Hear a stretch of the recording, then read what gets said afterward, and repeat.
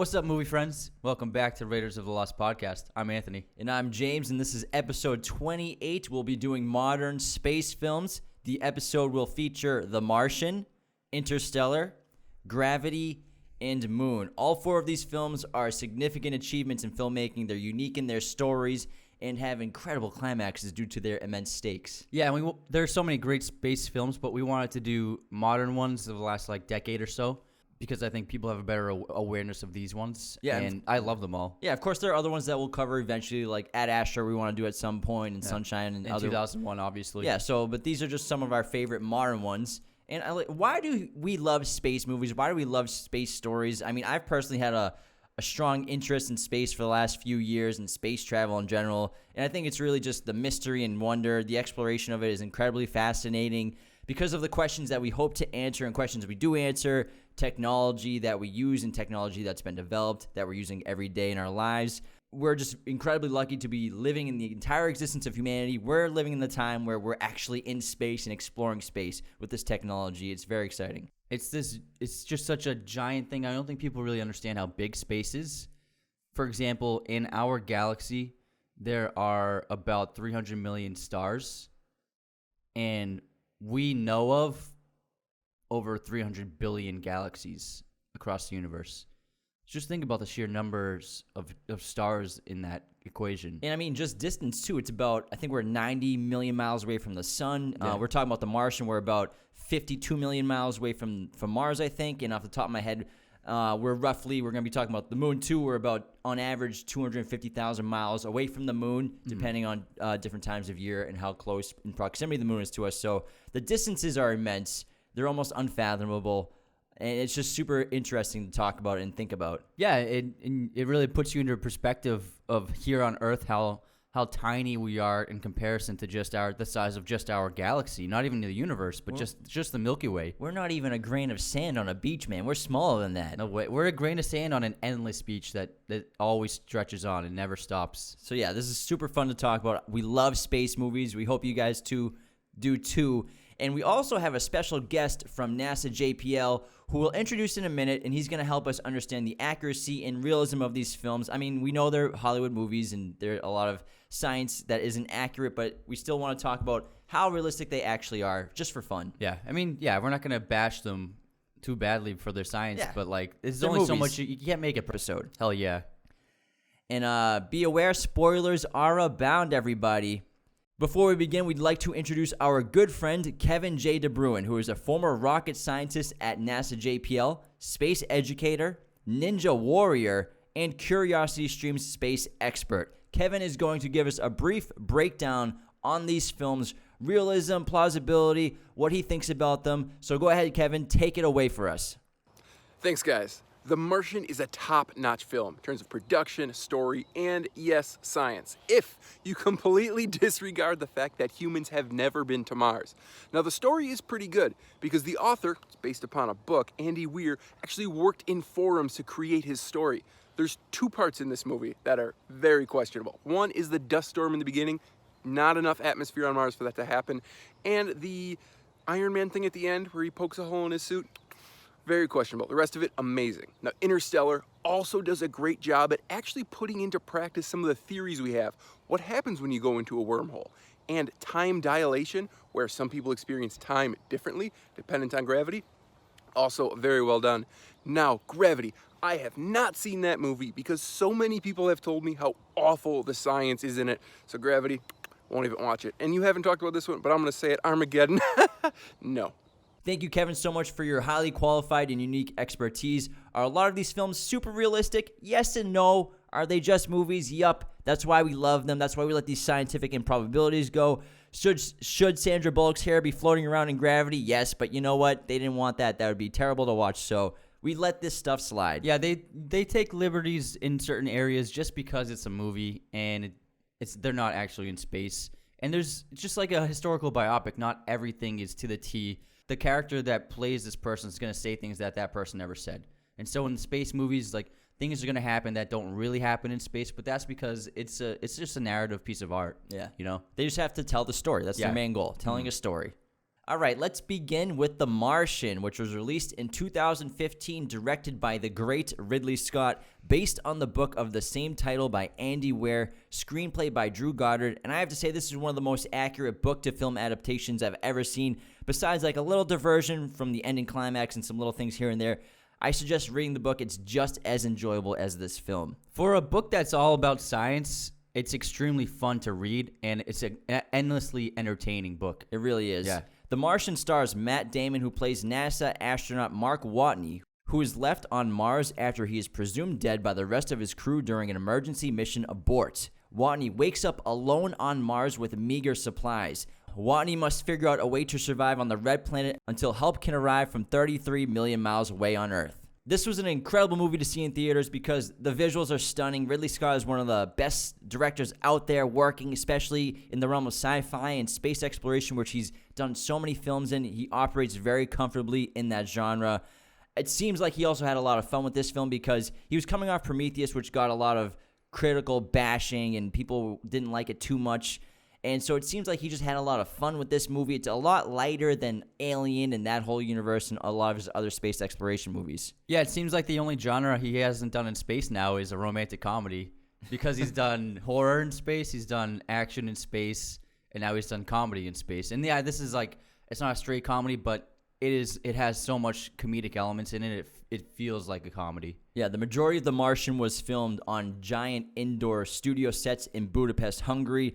But many of the exterior shots of Mars were actually filmed in Wadi Rum, which is also the Valley of the Moon in southern Jordan. So these are a bunch of actual real landscapes that look kind of like a different planet, look like Mars. Yeah, and then they add a little CGI in the back of the landscape shots. But for the most part, it's hard to believe that a place like this exists on Earth because it looks like an alien planet, and it was a perfect place to film. And that's one of the strengths of the opening of the film, where he shows you these amazing landscapes and it brings you into the reality of Mars. Because I feel like in other Mars movies in the past, it's been like Mars has been presented as like a dangerous, super evil, like kind of has supernatural qualities to it. A bunch of the past Mars movies. So this one brought a realism to it that we haven't seen before. Because really, it's just a harmless planet. It just has no like resources. That's basically about it. Yeah.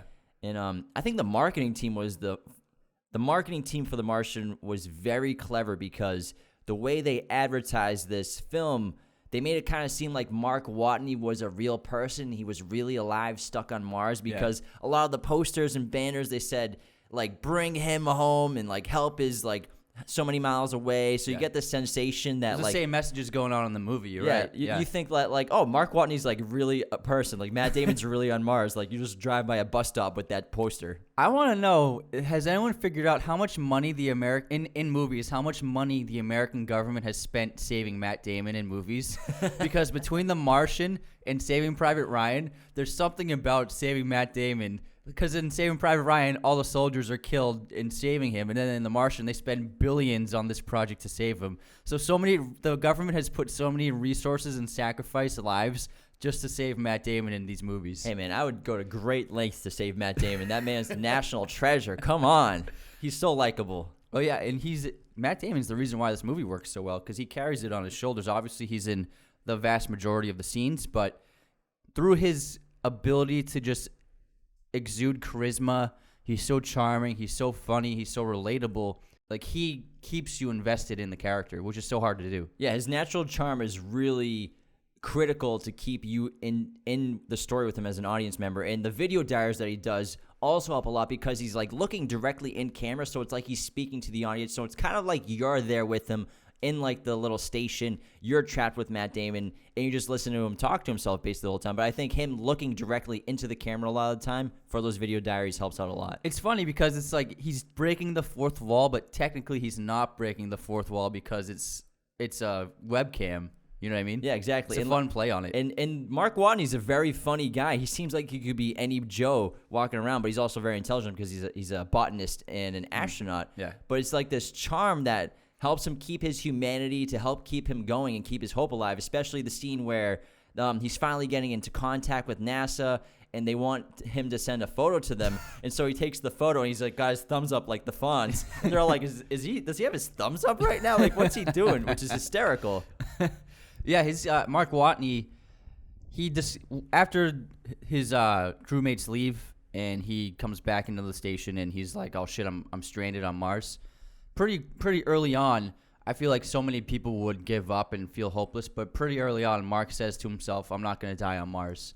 And so he has this never-ending spirit of survival and hope, which is what gives him the strength to continue surviving on this planet. Because this movie, it's basically, it takes place on Mars, but it's a shipwreck film. Yeah. It's like Castaway, except he doesn't have any resources. There's nothing he can eat, so he kind of has to make everything up for himself. He can't breathe the air, but it's basically shipwrecked or like on a desert island by yourself, stranded. Yeah, this movie is literally, it's a series of problems that need to be solved. It's like either Mark or NASA and JPL have to solve a series of problems, and I made a list of them. So I love your list, man. Let's go. Lists. So the first problem that Mark has to solve is trying to fix his wound from the piece of metal jammed inside of him. And then he needs to figure out how to grow food on Mars. And then he needs to figure out how to make water on Mars. And then he needs to figure out how to drive 3,200 miles across the Mars landscape with his rover that can only last several hours and also gets very cold. And so then he has to figure out how to keep the rover powered and then also hot enough to withstand the cold temperatures of nighttime on Mars. And then he has to figure out how to make contact with NASA. And then he has to figure out how to hack the rover to communicate easier with NASA. And then he has to figure out how to ration his food after the hub explodes. Then NASA and JPL have to figure out how to get the Hermes back to Mars fast enough. And then they need to find a way to make the ship lighter for Mark's ascent into the atmosphere. And then they need to figure out how to get closer to Mark in order to grab him. And then he needs to figure out how to fly towards the ship, the Hermes, for them to make the grab. So it's just a series of problems that they need to scientifically solve. That's what a scientist is. They're constantly solving problems. Yeah, basically, if you've ever been to like NASA or toured it before, that's basically what their job is, just problem after problem, like assessing the situation and figuring out. And Mark Watney's training and his cool composure is what helps him get through this entire ordeal, because like you said, like the average person stranded on Mars, they're probably going to give up on hope and they're probably going to die pretty quickly and run out of food. But because he's so smart, because he's so well trained and he's such a good botanist, he's able to survive. He's able to use his training to figure out what to do, just one step at a time, one problem at a time, figure everything out. If you think about it, he's probably the perfect person to be stranded on Mars. Absolutely. Yeah. Because he's the first person to colonize Mars, because he calls himself the best botanist on the planet, and he's going to science the shit out of the situation. I believe in the film he says something like, once you grow crops somewhere, that means you've colonized it. So he's the first human being to colonize another planet, basically. I think one of the strengths of this movie is right off the bat, we get humor from the crew. But when the crew is still on Mars, there's a great camaraderie between them when they're all communicating through the headpieces, where typically in a space movie, you would expect like very serious dialogue, they're all professionals and like they're just all like doing their jobs. But what happens is they all just like start making fun of each other, and it feels like a family of siblings. You know what I mean? Where Martinez is making fun of Mark. He's like, "Oh, hey, look, Mark discovered dirt, everyone." So it really pulls you in and makes you relate to these characters right away. You know because what I mean? what we'll learn throughout this series and this episode is that all these space movies, despite taking place in the complete isolation of space and all these planets and the moon, is a lot of these films are about emotions and humanity and relationships. And it's really evident in The Martian, where NASA's trying to figure out how to get supplies to Mark. Do they want the Hermes to turn around to go and do the slingshot move around Earth to go back and pick Mark up from Mars? But that would, increase like an extra 533 or 34 souls on that crew's mission. But because Henderson goes behind everyone's back and like secretly sends the messages to the Hermes to let them make the decision of them wanting to go pick up Mark, because NASA's director, played by Jeff Daniels, decides not to go through with Rich Purnell's plan. That's the crew who decides, we're gonna go get our crewman because he's our brother, he's our friend, we love him. We left him stranded on Mars. They thought he died. That's why they had to take off, because they were only 10 minutes into their mission, really, and they had to do an emergency report. Yeah, Commander Lewis, played by Chastain, has to make that obviously extremely difficult decision to abort the mission. They've barely been there, and then the storm is so intense. But she makes the right decision because she's a great leader. And even Mark and a couple of the others are like, no, we can stay. Let's just wait it out. But she probably made the right call, because if the ship had stayed on Mars, it probably would have tipped over and they all would have been stranded.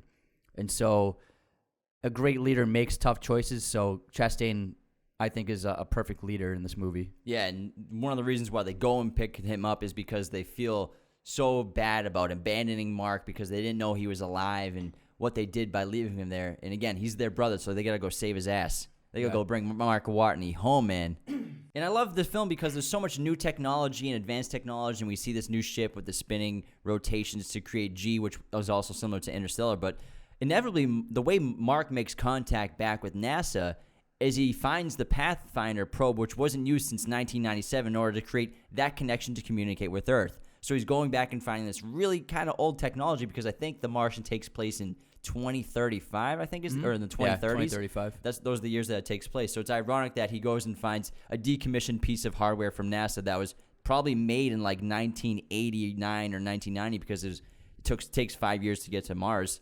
And so he uses this old piece of technology to ironically communicate with Earth. What's really cool about all the scenes where Mark is outside on Mars is the gravity on Mars is 30% of that on Earth. And so you would move differently. And so they filmed the outside, the exterior scenes at 48 frames per second, and then brought it back down to 24 for playback to make it look like kind of like a little bit of slow motion. And so if you watch the movie again, whenever he's outside, his movement is kind of a little slow because they slowed it down. The story does a great job, like, bringing the stakes of death back to Mark, because there are points throughout the film and the story where, like, Mark's doing great. You know, he's growing all his potatoes. He has enough food pretty much to eat meagerly until the Hermes can arrive or until supplies can arrive. And so things seem upbeat until things begin to go bad for Mark, which consistently happens throughout this film. And, like, for example, when he enters the habitat and the airlock decompresses, blowing out a good portion of his crops and causing his helmet to crack, and he gets a bunch of duct tape to seal the crack up, which is pretty funny. Yeah. But now he has less food, and he has to figure out that he has to basically starve himself to get to the rest of the time, the rest of the 300 souls, for the rations to come or for the Hermes to come pick him up. And Mark Watney is the definition of the human spirits. His resiliency that gets him through this whole thing, not giving up, keeping hope close to his heart, using your instincts for survival. This film, like, basically, it kind of makes you want to be able to survive disasters. It makes you want to learn more about space and more about practicality and doing things with your hands and engineering and all sorts of stuff like that. Yeah, it's about the human spirit and the will to live. And just like Mark, the only way he got through it was because he never gave up hope, really. I mean, he had bad moments, but he never gave up, and he just kept working. And Watney uses a MAV to launch into space, into orbit of Mars. And this is where he has to figure out eventually and shoot out of the MAV to get to the passing Hermes. And he talked about it earlier. He was like, I'm just going to pinch a hole in my glove and be Iron Man. And they're like, don't do that. You can't control yourself like that. And then he eventually pinches his glove, and he's uncontrollably flying around and flailing through space like Iron Man. It's pretty hysterical, but it's also terrifying at the same time. Yeah. And Ridley has these great, like, wide-angle shots of Jessica Chastain's character, the commander, trying to reach out and grab Mark Watney until they finally eventually, like, become intertwined, and they grab each other and their helmets slam against each other, and the look on Mark Watney's face is like, oh my god, this is a human being. I haven't seen anyone in over a year. Yeah, it's a really emotional part, and it's a great ending. And in the book, the Iron Man thing was just a joke. Yeah. And everyone turned it down, so they didn't actually do it. But I think it works better in the movie. It's fun. Just way more fun. Yeah, it's fun. Yeah, and the payoff for this film is immense. And it feels real great for you as an audience member to see Mark Watney get saved by his crew. Yeah. And I feel like this movie used the media in a way that would probably happen. If an astronaut was really stranded on Mars, I feel like the world would band together, and it would be this huge media story, probably the biggest story of the year. And I love how for the final mission of the saving, it's being broadcast on Times Square, and there are like thousands of people watching it, because that's what it would really be like, probably. Well, yeah, also, but not just like in terms of showing what's happening with the media, but also like Kristen Wiig's character, she's like the marketing director of NASA, and the images that they have to like preserve in terms of like what goes on behind the scenes and what they want to tell the public. So they're actually like really accurate in the way media uses selective information to show you what's happening in their corporation, their business, just like NASA. Because remember, NASA is a government-funded institution. It's not a private company, so they kind of have to maintain basically the image and what the government wants in terms of information getting out. And that's why Jeff Daniels' character has to make a lot of hard decisions as the director of NASA. And Andy Weir, who wrote the novel, he basically, once he wrote this novel, NASA's like, yeah, you kind of basically nailed our day-to-day operations and how we function and how we work. And if you've ever get the chance to tour NASA once COVID's over and everything, I highly recommend going to one of their headquarters if you live close by one. We live near JPL, which is in Pasadena, and my buddy gave me a tour there, my other friend who works at JPL.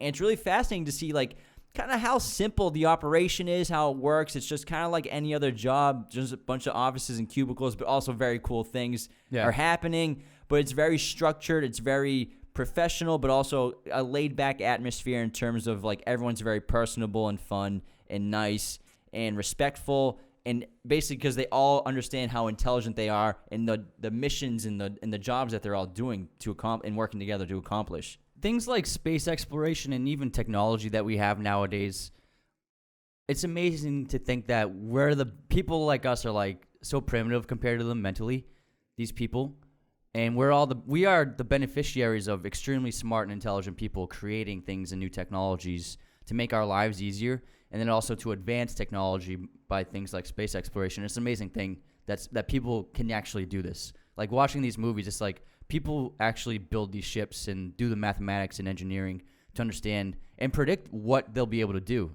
Like most of these missions, they're planned out and predicted, and they know to a T when they're going to land, how long this is going to take, what the math is to get from A to B. You know what I mean? It's pretty amazing. Touch back on Andy Weir. This is his first book he ever wrote. He was working full-time. I think he was a computer programmer, or he worked on a software company, and he was just writing the book at night and on weekends in his free time.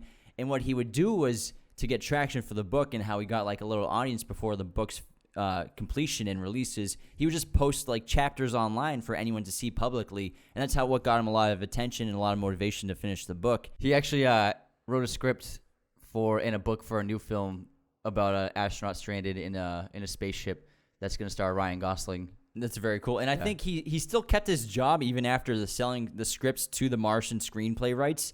And because he's like, I don't know if this is going to pan out. Like, who knows what's going to happen after this movie? What if I never write a good book again? Which is smart. Seems like a very smart guy. But there are, of course, some inconsistencies and inaccuracies in the film and in the book. But again, we're telling a story here, and we got to, sometimes let some of those things go. And you can't just look at everything so technically and scientifically. I mean, otherwise, how are you supposed to enjoy Star Wars? Yeah, gotta let it slide. If you love a movie about laser swords, you can love a movie like this. And there are a lot of great performances from awesome actors in this film. Like Sean Bean's awesome in this movie, and he does not die. He doesn't thank die, God. but he does get fired. Yeah. Tuchal Ejiofor is fantastic in this movie. Every scene he's in, he steals. I love him. He's a great actor.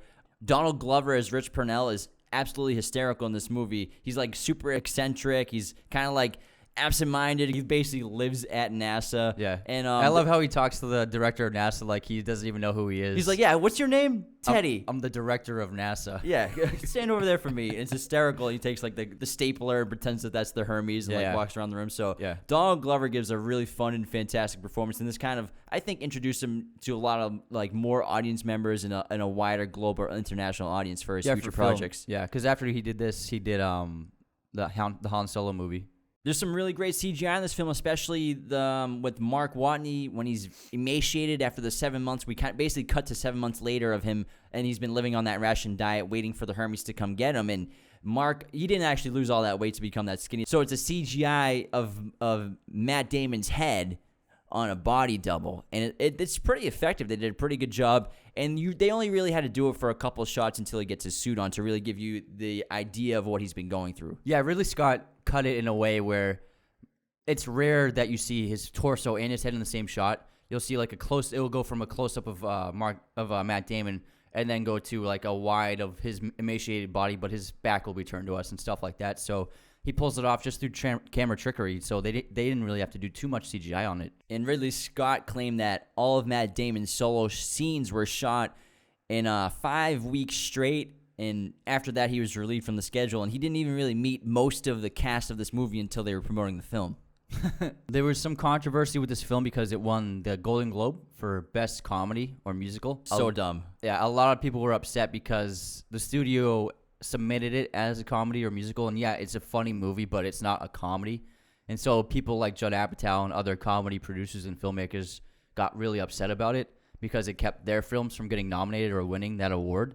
And so after this, the Golden Globes changed their criteria where it has to be a comedy first, not a drama with comedic undertones to it. Yeah, it's not a comedy. Yeah, There are funny lines, yeah, and Mark Watney's hilarious and sarcastic, but it's not at all a comedy. In no way do you, in your head, go to see this movie because you want to laugh. You want to see it's a dramatic film. Yeah. And Matt Damon won the Golden Globe for Best Actor in a Comedy or Musical. And it's like, dude, I mean, come on, really? They did what they had to do to get Matt Damon to the award show, man. You do what you got to do to get Matt Damon to show up. It's all marketing. Award shows are mostly marketing. I want to go over some fun Mars facts if you like. Let's do it. So according to NASA, Mars has a reddish-orange glow during the day from all of the dust. Sunrises and sunsets appear blue because Mars has no atmosphere, almost no atmosphere. 1 day or sol on Mars is 37 minutes longer than a day on Earth. 1 Martian year is nearly 2 Earth years. That's because Mars orbits the sun much further away from the Earth, so it's much more distance to travel. The average surface temperature on Mars is a very chilly minus 80 degrees Fahrenheit. Gravity on Mars is about, I think you said earlier, it's about 40% of that of Earth's. Because there's barely any atmosphere, dust storms can envelop the entire planet for days at a time. Wow. What do you think? Do you want to live on Mars with Elon Musk? Dude, I mean, I like the idea of going to Mars. I understand why Elon wants to go to Mars, but I don't want to die on Mars. I'm good. I'm cool with having like Whole Foods like a mile away and like doing stuff here on Earth. It's a pretty cool place. But I mean, I'm so for space exploration. And you know what? If that's your thing, if you want to go to Mars on a suicide mission and die on Mars, that's cool for you, man. I'm just kidding. I love space exploration. Go to Mars, man. Yeah, that's why this movie is so great because I feel like they'll have astronauts in Mars before 2035. Oh, yeah, absolutely. Which is when this movie takes place. Yeah. Hopefully everything goes according to plan. So it's probably the first future sci-fi movie that's behind the schedule because usually in the past, space movies like 2001 or 2010, they were made in the 80s and 60s, and their idea of or like Blade Runner, like their future predictions did not end up happening. Yeah, at Blade all. Runner is like 2019, right? Yeah. So 2019. That shit did not happen. Let's move on to Interstellar, written and directed by Christopher Nolan, co-written by his brother Jonathan Nolan. Released in 2014, it's about a team of explorers travel through a wormhole in space in an attempt to ensure humanity's survival. This film was nominated for 5 Oscars and won 1 for visual effects. And we've talked briefly about Interstellar before on the Chris Nolan episode, but we're going to go into more detail and more in depth. We'll do our best not to bring up things we talked about in that previous episode. Mm-hmm. But if you hadn't checked that out, the Christopher Nolan episode is a lot of fun. I love this movie. It's intense, emotional, dramatic, has amazing filmmaking and great acting, and one of my favorite scores by Hans Zimmer. And it's such a great experience for a space film. And I think it's one of the best sci-fi films of the last couple of decades. This is a visually stunning film, and it was Chris Nolan's first film that Wally Pfister wasn't the cinematographer for. Nolan trusted Hoyt van Hoytema with the DOP duties, and he's worked with him since because Hoyt's fantastic. I think Hoyt does maybe even a better job expressing Chris Nolan's vision on film. Yeah, Hoyt's probably top 3 cinematographers working today.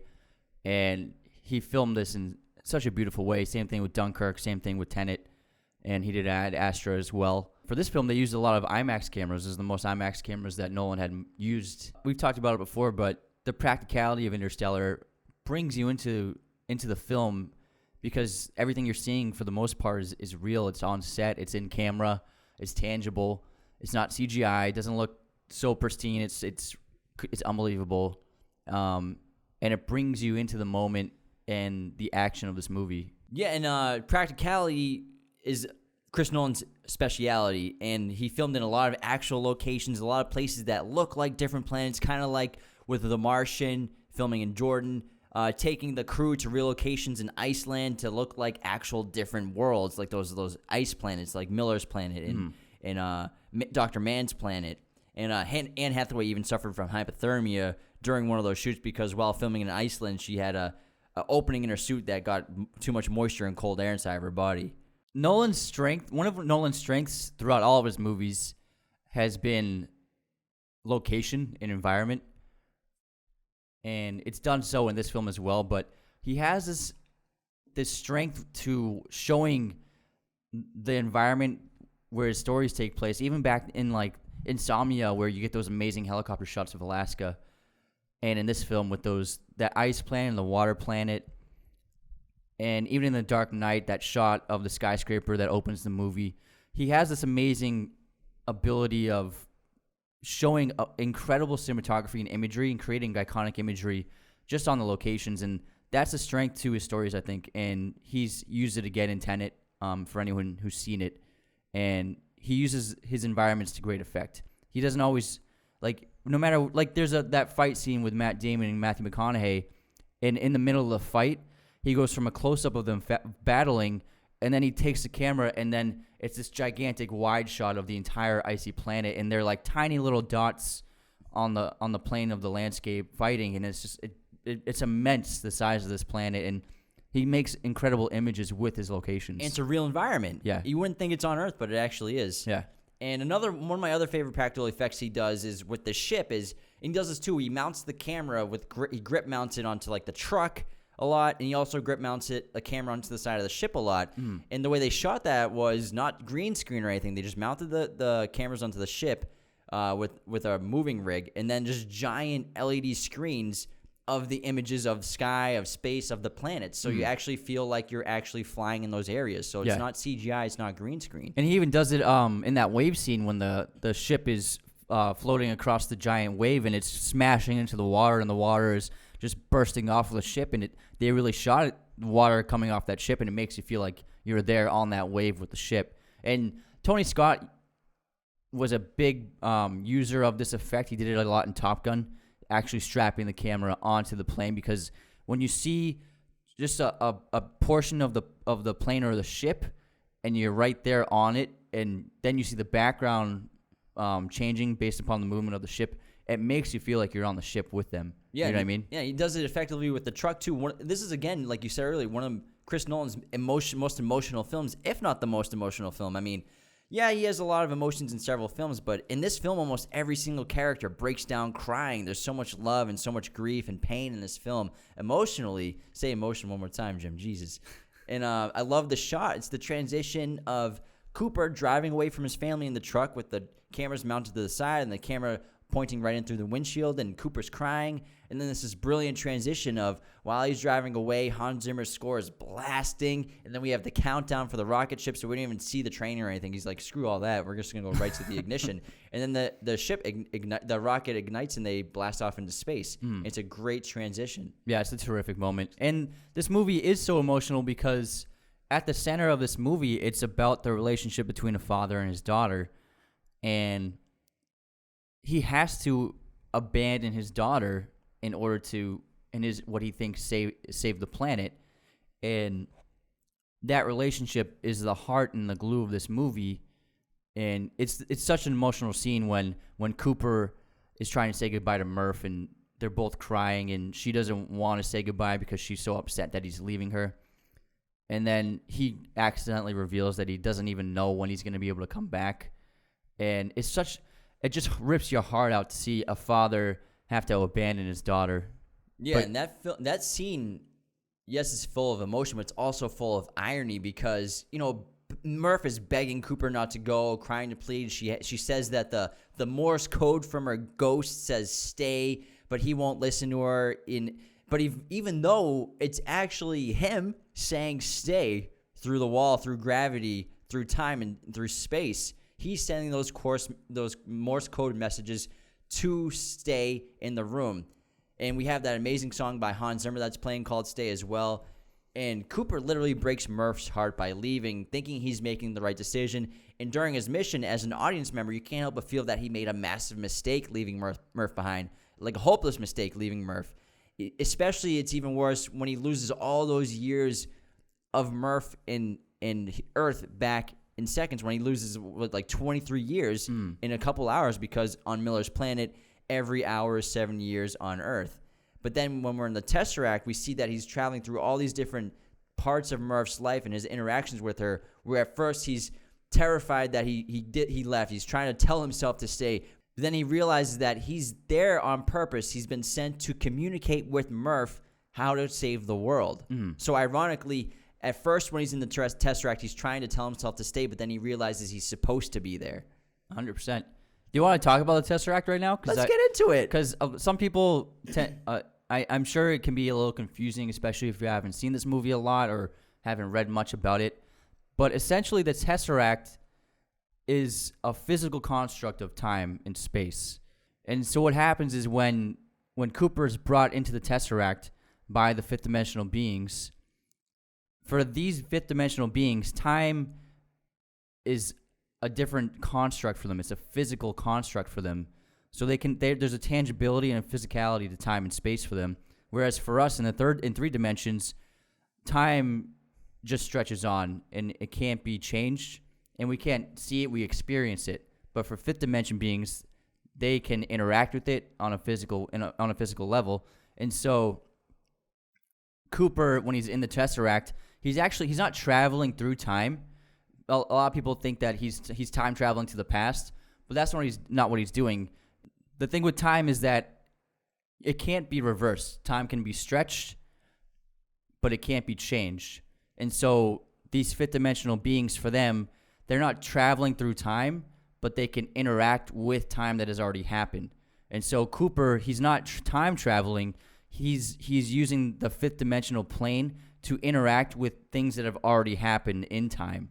And so by using gravity, he can affect things that already happened. And so it's not technically time travel, it's dimensional travel through gravity. Yeah, so basically, as they talked about early on, like who put this wormhole in our solar system, because wormholes are not naturally occurring phenomenons. And there's basically these beings that put it there, these fifth dimensional beings. They're the ones who put the wormhole there. They're us in the future. They're saving humanity. They're saving basically themselves in the past with Cooper and with Murph. And so these bulk beings, these future beings, are the ones who put the wormhole in our solar system. They're also the ones that created the Tesseract so that Coop could interact with the fifth dimension, with their dimension, to communicate with Murph back in time. Well, technically, like you said, it's not time travel, because technically Murph isn't traveling in time. There's no time travel in this movie. He's just basically fulfilling a prophecy using the gravity in the fifth dimension to fulfill what he was doing in the original reality of where he just was with Murph. Yeah, so the fifth dimensional beings used Cooper to save themselves in the future of humanity, because with the fifth dimensional beings, the way that they perceive time is physical, but they can't pinpoint exact moments in time. And so this is where the whole theme of love comes into play for Interstellar, where they're able to use Cooper because of his love and his connection with his daughter to pinpoint an exact moment in time, which they help him use in order to relay the quantum mechanical information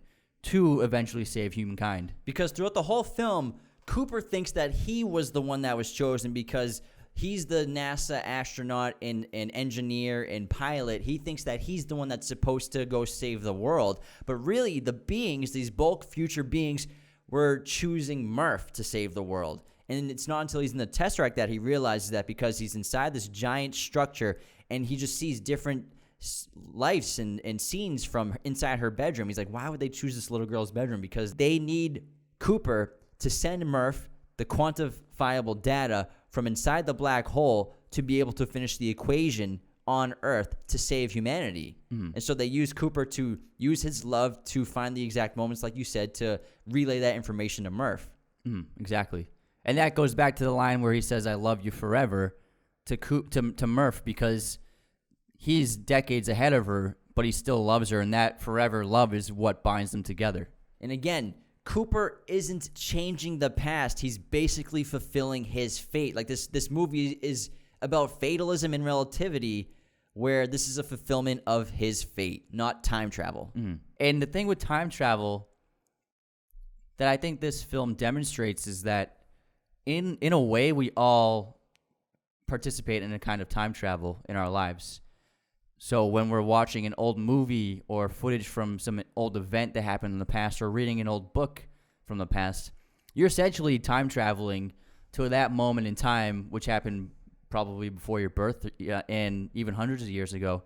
And so everyone participates in time travel in some way, technically, if you think about it, which is pretty cool. In this film, they demonstrate that when Cooper comes back from the water planet after 23 years have passed on Earth, and he's watching the footage that his kids and father left him over those 2 decades.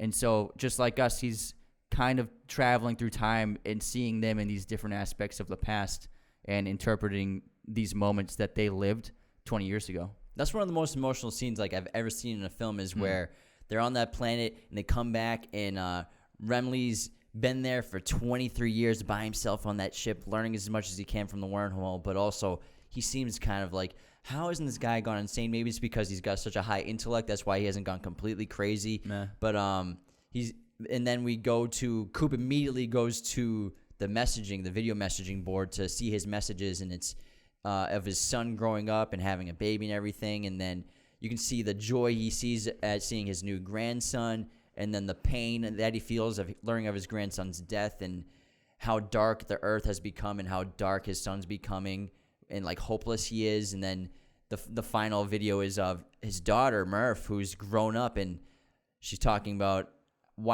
how she's dealt with the guilt of never sending a video message even after he went silent, because it's been over 20 years since he's been gone and they haven't heard back from them, and that now she's finally the same age that he was when he left. And McConaughey breaking down is just, I'm getting goosebumps just thinking about it right now. It's a heavy scene. Yeah, it's one of the most emotional scenes I've ever seen. And McConaughey has always he's always had flashes of talent shown here and there. But for so long, he was just the rom-com guy. Good-looking heartthrob, yeah. Yeah, but he had flashes like in Amistad, the Steven Spielberg film. He's played lawyers to great effect in a few films, and he showed his potential. But for so long, he was just like not considered a very serious actor. You know what I mean? Yeah. And then in 2013 and 2014, the reconnaissance happened, where this guy he did Mud, the Jeff Nichols film, and then he did Dallas Buyers Club, and then he did True Detective, and then he did Interstellar. And Wolf of Wall Street. And he just exploded. Yeah, it was Mud that really got him this part, because Nolan said that he watched Mud and he saw the immense talent that McConaughey has. Because like you said, McConaughey has been doing a lot of just like rom-com chill movies. He's just a good-looking heartthrob, but he's a very talented guy. And if you guys have never seen Mud and you've never been a big McConaughey fan, go watch that movie, because that movie changed my perspective on McConaughey immediately. As soon as that movie was over, I'm like, wow, I had no idea McConaughey was this talented. Yeah, it's a great film. Not many people have seen. I want to talk about real quick, Hans Zimmer's score in this movie is probably the most listened to I've had since the movie came out. And it's probably his most unique and his best. And yes, it's very loud. It's very unique, though. And Chris Nolan wanted him to make a very unique score, and he told him that he wanted him to reinvent everything, and no more of the loud, punchy bass, no more of those endless strings. He didn't really provide any ideas that he wanted in terms of music. He just basically gave him a one-page of text of more of the story than the plot of the movie and what he wanted from him for music. He wanted Hans Zimmer to basically, this is my idea of what I want to feel. Go and create that for me.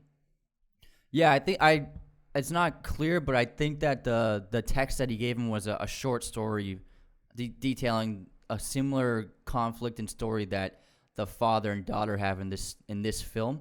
Something about like abandonment and reuniting. And so, yeah, he took that small little short story and made one of the most iconic scores of the last like 50 years. And I think the use of organs in this movie is tremendous and sets it apart, because organs obviously are used, but they're generally used in certain kinds of movies in the same kinds of scenes, especially religious. And so to hear the organ in a science fiction film in space was really incredible and something you haven't seen before. and has been replicated a lot since. Yeah. And one of my favorite, most unsung characters in this movie is TARS, the robots, which we talked about in the last episode of Interstellar, that it was actually mostly puppeteered by a puppeteer in like a gray suit behind it. So it's actually not really much CGI involved with TARS, except for when he's like running across the wire real quickly. Yeah.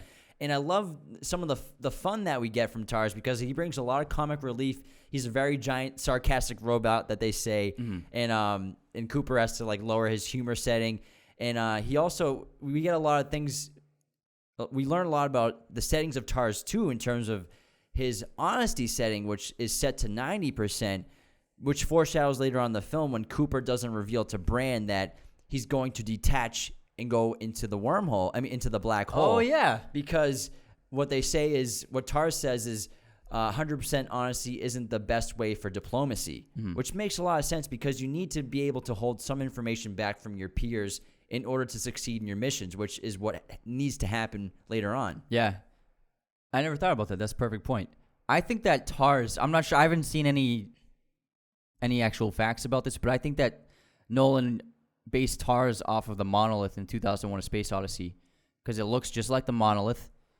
And also, before they go onto the water planet, McConaughey says TARS can't come because we can't have him monkeying around, which is exactly how 2001 opens with the monkeys and the monolith.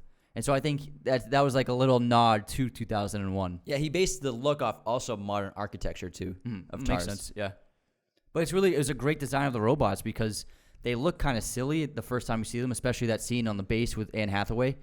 And you're like, wait, what is this thing? And then once they start revealing their different appendages and how they can move and interact with the environments, you're like, oh, this is actually a pretty ingenious design of a robot. Very practical. A lot of things that are designed by NASA, you'd be like, wow, doesn't look that advanced. Like the rovers are they're advanced things, but they're just big, giant trucks with wheels, basically. That's what they are. They don't look like something you see in a sci-fi movie. Yeah, NASA relies heavily on practical things to make everything work. What's really interesting about this film is that it takes place in a very near future that seems like it could be a possibility for what's happening here on Earth, where I think this is 20 or 30 years in the future, and intense food shortages have affected the entire planet. And because of the environment, most crops have failed to grow anymore. So everyone's either growing corn or okra. And then also, colleges are only accepting very small numbers of students who excel, and the majority of other students who are not quite at the same level intellectually, they're pretty much being forced into some kind of agricultural position career-wise, because what's more important to the survival of the species is growing food than anything else. Like he said, like they say in the film, like we don't need any more engineers, we need farmers. Yeah, we didn't run out of TVs, we ran out of food. Yeah, which makes sense. I mean, if there was a mass food shortage across the world, then obviously governments and countries would put all their resources into growing more food. That would be the number one thing that people need to do. And so it feels like this could be a possible future in the very near future. 100%. Yeah, this whole film, and Nolan's done this in multiple films, it's basically a commentary on the dangers of climate change and what could possibly happen in the future if we're not too careful about how we take care of our planet. And in terms of how far in the future this is, John Lithgow's character basically plays the millennials of today. Yeah. So that's our generation is represented in John Lithgow's character. And we have that great line where he tells Coop that he was born either 40 years too early or 40 years too late. He's in the wrong generation too. But Lithgow is basically us. And then we have those hilarious commentaries where he's like, I want, like, referencing the Yankees and like wanting to get a hot dog at a baseball game. Yeah, it's like the Yankees are like a local travel team now. And also, Nolan really captured realism by adding the documentary footage in the opening of the film and then near the end of the film, because the footage he used a lot of actual footage from a real documentary by Ken Burns called The Dust Bowl, which is about a very famous dust storm that happened, I think, in the 60s in the Midwest. And he used the real footage from this documentary, and then for shots with like Ellen Burstyn in this, he made the footage look identical to the documentary footage. And so by using the real footage of people who actually experienced the real Dust Bowl and putting it into this film on the fictional narrative, on this fictional narrative story, it really brought the realism to the story. It made it feel like a real possibility because these are real people who have actually experienced a life-changing environmental disaster, and that's what happens in the film. So it's really smart of Nolan. I know it's a little weird at first, the first time you see it, to see the documentary footage. Yeah, you're like, is it what kind of? Yeah. I thought this was a fictional movie. Yeah, but it ends up, the more times you watch it, you're like, okay, this really works in the film. Yeah, the apocalyptic Earth was inspired by the Dust Bowl, obviously, which took place in central areas of the United States and Canada during the Great Depression in the 1930s.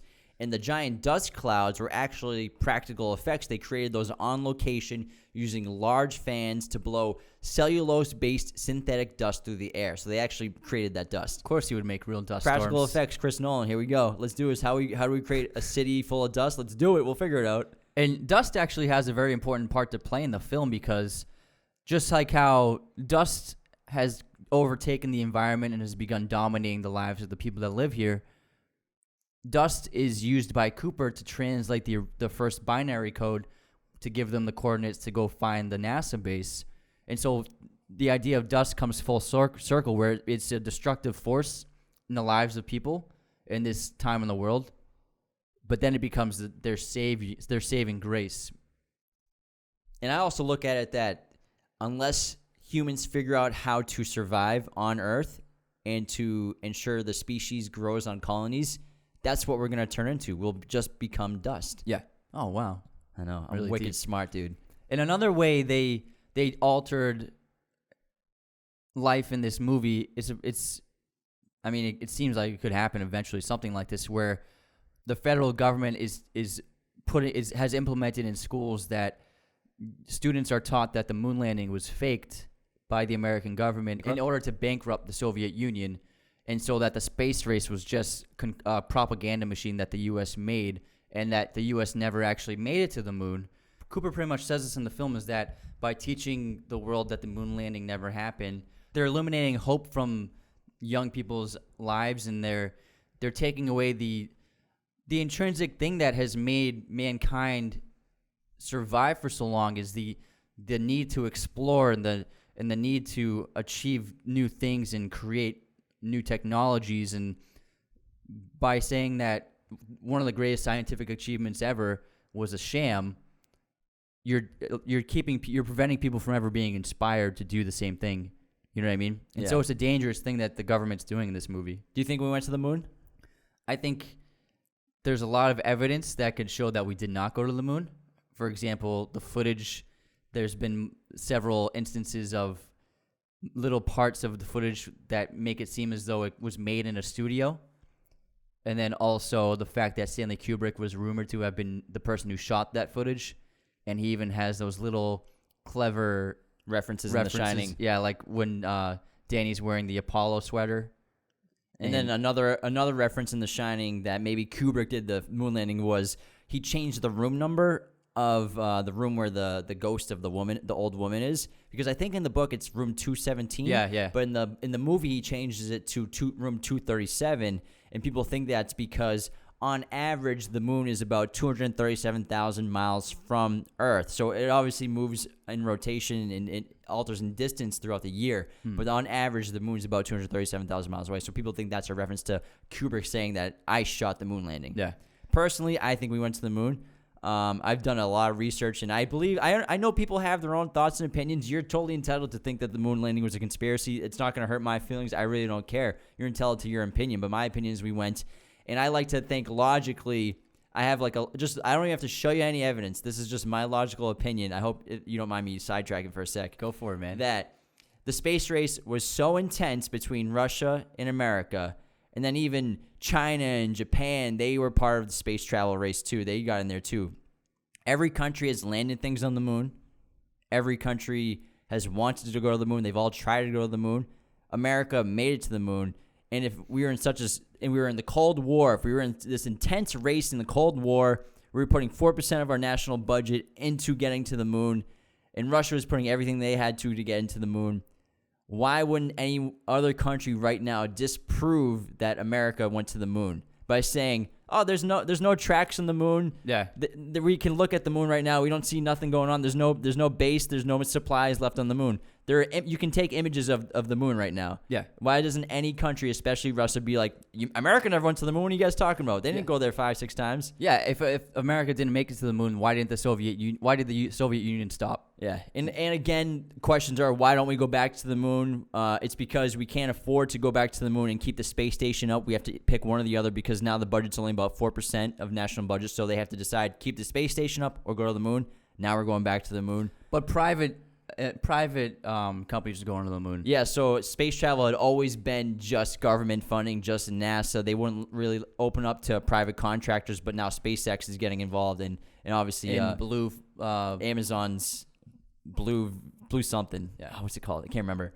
But private companies, privatization of space is helping space travel. It's necessary. Yeah, I mean, pretty soon. I mean, maybe in less than 20 years, there are going to be moon bases. Yeah. No, it'll be less than that. 2024, we're going back to the moon. Crazy. We'll be there in 4 years, supposedly. And also, just one other quick fact. The reason why Russia couldn't make it to the moon is because they had so much infighting between their scientists and engineers and who wanted to control. They could never agree on one plan to build their rockets to get out of Earth's atmosphere, and they ended up settling for thrusters that I think it was like a 10 or 12 thruster rocket, which wasn't powerful enough to get out of space orbit. Whereas NASA used like a 2 or 3 throttle rocket to get out, and that was much more powerful and effective. So I know we talked about this in the other episode of Chris Nolan, but we definitely want to get into more depth on Dr. Mann, played by Matt Damon.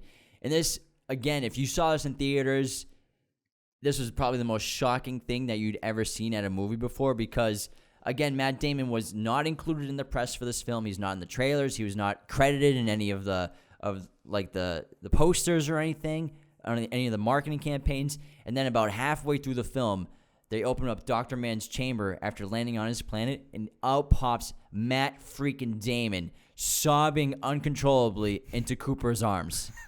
And you're just like, what the fuck? The whole audience went crazy when that happened in the theater. It was nuts. And it's a great character because we've been told that Dr. Mann is the best of us, and he inspired all these astronauts to go on these solo suicide missions to try and find a habitable planet. So he was a very inspiring figure and seems to be a great person. But then we slowly learn that he ends up being the villainous part of this movie.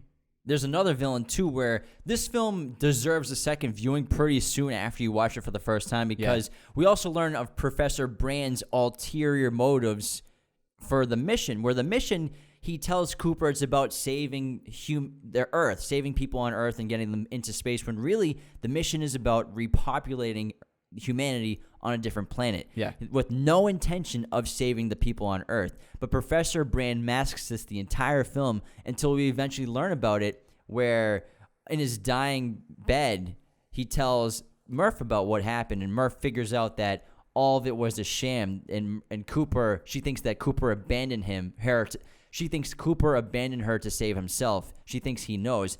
But Dr. Mann is also in on this, and this is where he also reveals to the rest of the team that, that was the plan. We never had intentions of saving anyone on Earth. And Mann also reveals that the equation to solve the gravity problem that Dr. Brand had spent his lifetime working on, he actually solved the equation before Mann even took off and realized that it was unsolvable and they would never figure it out. So NASA already knew that the gravity equation would never be completed, and that they were going to pretend to be working on the equation during this entire mission.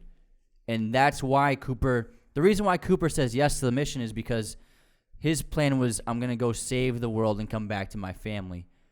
And if Dr. Brand told him the real mission, he would have never said yes. And so Dr. Brand, he has good intentions, but he does a horrible thing. Yeah, so basically, like you said, the equation has been solved, but they can't use it really, or they can't finish it. Without data from the black hole. So they need to be able to look inside of the black hole and look at the singularity event inside, which is impossible on Earth. Yeah, so you have to be able to see beyond the horizon in the black hole. And eventually, so the mission isn't to get information from the black hole. It's to colonize a different planet. But eventually, Cooper changes his mission to get the information from inside the black hole to Murph. But also, let's get back onto Dr. Mann and Professor Brand, where Dr. Mann says this great line where he says, Professor Brand knew how hard it would be to save the species rather than themselves, which is why he lies about the equation, why he lies about the entire mission being to save Earth rather than humans. It's ironic because he lies in he lies to the team and brings them to this planet just to save his own skin. So he's he's interested in self-preservation and jeopardizes the future of humanity just to save himself. Just like you like to say all the time, Dr. Mann is a contradiction of himself. Yeah. And so essentially he lied to them. He lied to NASA saying that his planet was habitable and had potential for life, when in fact he says that the moment he actually landed on this planet, he knew that it was dead. Yeah, so he creates that fake data. He tells the lie that there's a surface with breathable air, which is a complete blatant lie. Yeah. And he's also blinded by his own arrogance because he tells Cooper that he never once considered that the planet that he landed on would not be the one that could provide life. So he was like an inspiring figure, but also he has an ego that was so strong that he thought that everyone else would land on a dead planet and he would land on the good planet. But really, he's just a cowardly man. Yeah. The will to live can be so powerful to a certain extent, and he says that, Cooper, don't judge me. You haven't been tested like I've been tested, where his will to survive destroyed his own humanity. Yeah, his will to survive blinds him to his actions. And again, he takes the ship up and tries to dock into the space station. He tries to dock into the ship. And this is where he's blinded by his arrogance, blinded by his need to survive and his selfishness. He's ignoring all of his instincts. He's ignoring all of his training. He's ignoring all the warnings from the ship that the dock has not been secured. He has an imperfect lock on the dock, and this is where he tries to dock without properly locking, and blows up his ship and basically risks the entire future of humanity. Yeah. And this is where Cooper, no time for caution, let's get in there and dock the ship. Yeah, one of the most emotional scenes, and Hans Zimmer's music is amazing. Yeah, we went into this last time. It's one of Yeah. my favorite movie scenes of all time, where he docks onto that spinning ship, and we won't go into much detail about it because we already have, but yeah, it's the best scene in the movie. And then the film, it ends with Cooper translating all the information to Murph, who saves the world. Cooper gets adrift. He leaves the Tesseract and gets picked up by human beings in the future. He's like 109 years old now, technically, and Murph has changed the world. They're orbiting Saturn. They're on this little mini Earth kind of place. They made an exact replica of his farm because Murph did that hilarious lie telling everyone that he loved farming, and he's like, "You told everybody I love farming." Yeah, so he's a famous part of humankind's history now. But Murph is like the hero of humanity. Yeah, we're talking about Murph Cooper here. Yeah, because he thinks the space station's named after him, but it's actually named after his daughter. And then again, Cooper, he sees what's going on, and he sees this fake Earth, and he says this great line where he says he's not into how we're pretending we're back where we started. He wants to know where we're going. Yeah. He wants to keep exploring and keep pushing the boundaries and keep exploring because human beings are meant to leave the galaxy in his eyes. Yeah, and then he goes to find Dr. Brand on her planet, and it's a great ambiguous ending. Yeah, I think he's definitely going to go find her. Yeah, me too. Absolutely. Yeah.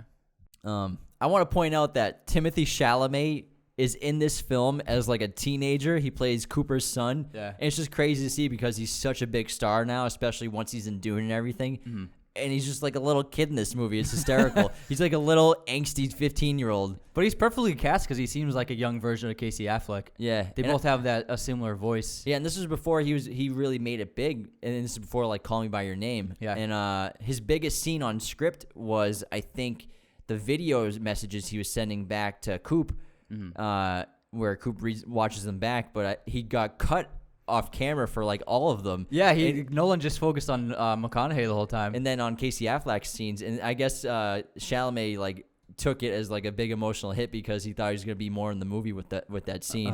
But he's still in a Chris Nolan movie. And he's in Dune, so I'm sure he's over it. I think it worked out. And this is just an incredibly well-acted movie. I mean, McConaughey and Anne Hathaway are phenomenal in this movie. Casey Affleck's great. Everyone's so good. Anne Hathaway breaks down crying or has tears coming out of her eyes like 6 times. It's insane the amount of control she has over her emotions. She has a few really good monologues in that film, and she's great. If you haven't seen Interstellar yet, you got to get on this. It's one of Chris Nolan's best movies. It's one of the best space movies ever made. We love it. Of course, there's scientific inaccuracies, but hey, it's a good time. Visually beautiful film. Yeah, it's fantastic. Check it out. Let's move on to Gravity, directed by Alfonso Cuarón in 2013. Also written by Alfonso and co-written by his son Jonas Cuarón. Gravity stars Sandra Bullock as NASA astronaut Dr. Ryan Stone, who attempts to survive in space and to make it back to Earth after a disaster occurs during a routine spacewalk, destroying her shuttle. This film won 7 Oscars off of 10 nominations, including Best Cinematography by Emmanuel Lubezki, who is amazing. If you've ever seen this movie, you'll know why. If you've ever seen The Revenant, you'll know why. He works a lot with Cuarón and Inarritu, and Terrence Malick movies. So he's a phenomenal cinematographer. This movie was actually originally conceived as a wilderness survival movie by Jonas Cuarón, and then he got his father involved in the story, and they ended up taking the story, which is still a very simple story, and they just set it in space because it is a very simple story. It's got a very simple structure.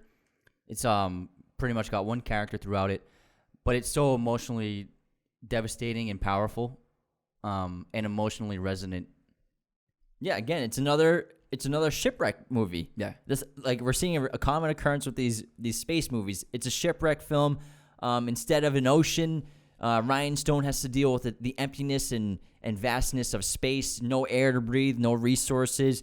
But she's also it's an even worse situation because she's on a kind of a ticking clock to get back to Earth. Because basically, what happens in the film is this giant, they're on a spacewalk, and there's this explosion from a different space station or satellite, I think a Chinese satellite, yeah. And it's sending debris crashing through orbit around the Earth. And this debris is moving so fast that it's traveling around the world every 90 minutes. So that's how fast this debris is moving. That's how quickly things happen in space. Yeah, I believe if you're orbiting space, you're going about 17,000 miles per hour. Don't quote me on that, but it's around something there. Like that. That's how fast that you're going. Yeah.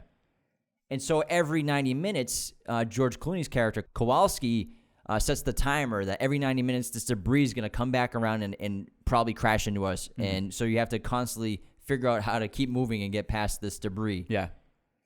And then first of all, this movie starts out with probably one of the greatest long takes in history. It's a 12-minute long take that starts from their spacewalk to the crashing debris. It ends with the separation of Ryan Stone and Kowalski. So it's an amazing opening sequence, and the lack of cuts really pulls you into the movie. It makes you feel like you're right there with these characters. It's unbelievable. Yeah, it's Alfonso Cuarón, man. I honestly can't believe we've never really talked about him yet because he's one of my favorite filmmakers working today. Yeah. I mean, we talked about Prisoner of Azkaban for a little bit in our Harry Potter episode, but I mean, Y Tu Mama Tambien, Children of Men, Roma. He's incredibly talented, and one of my favorite techniques of Cuarón, like you just said, are his remarkable long takes. And the opening scene it's so phenomenal. A single shot lasting that long is so complex. And because of this whole film is full of these long takes, not only just the 12-minute, but there are 2-minute long takes, 3-minute long takes, 5-minute long takes. So this was a incredibly physical role for Sandra Bullock to complete because she had to spend 5-6 months training intensely to perform a lot of these stunts because basically the way they filmed this movie was they basically invented these wire rigs for her to be kind of puppeteered in the air, and she had to spend months training with them to make it seem like she was floating because, of course, they're not actually in space, and ironically, the movie's called Gravity, and Sandra Bullock has to constantly fight gravity to make it seem like she's in zero gravity the whole time filming. Yeah, this movie was a blend of motion capture and CGI, and it actually has more CGI in it than Avatar does. Yeah, that's how much 80% CGI. Yeah, that's how much CGI is in this movie. But they still filmed the actors in every scene, and the way they did that was with these special suits. And they were able to blend together. So the long takes, they're not all actually physically one take. They're dozens and dozens of takes that they blend together. And by using the CGI, they're able to meld the shots together effortlessly.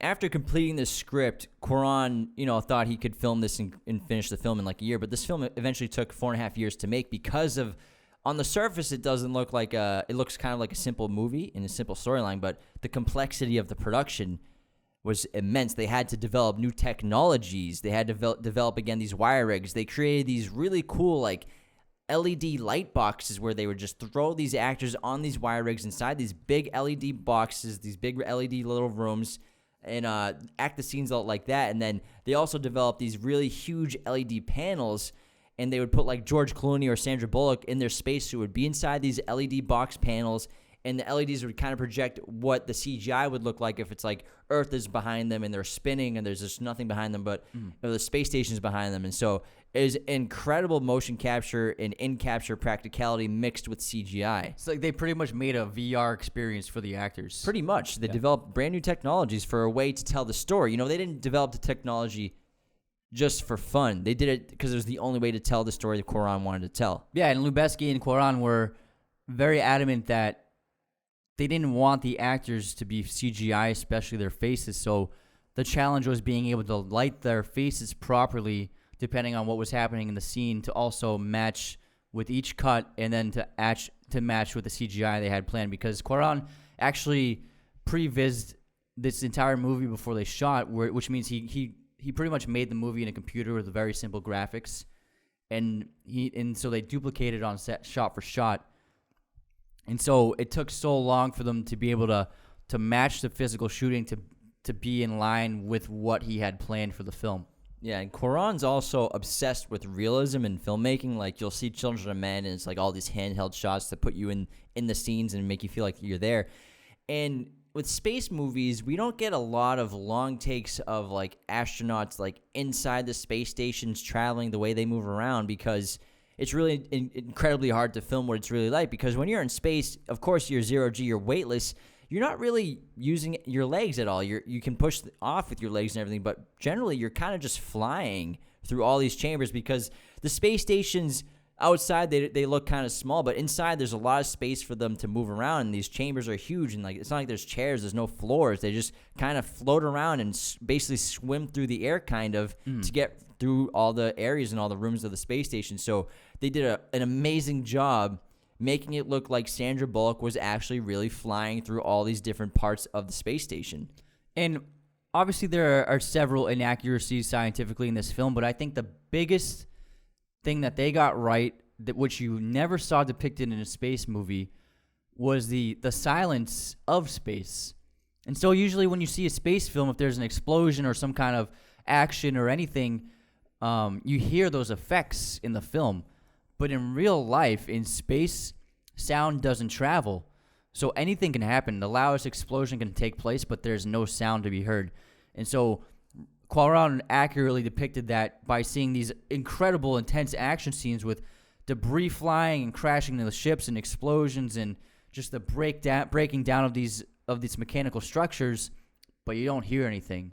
And it was so fantastic to see that depicted properly on screen. Yeah, and it's also similar, like on Mars, again, the atmosphere is so minimal that in order to hear someone on Mars, they'd have to be screaming at the top of their lungs, like right next to your ear, in order for you to actually pick it up. But in space, there's no atmosphere, so sound does not travel. According to British sound designer Glenn Fremantle, creating sounds for a film set in a soundless environment presented a whole new array of technical challenges.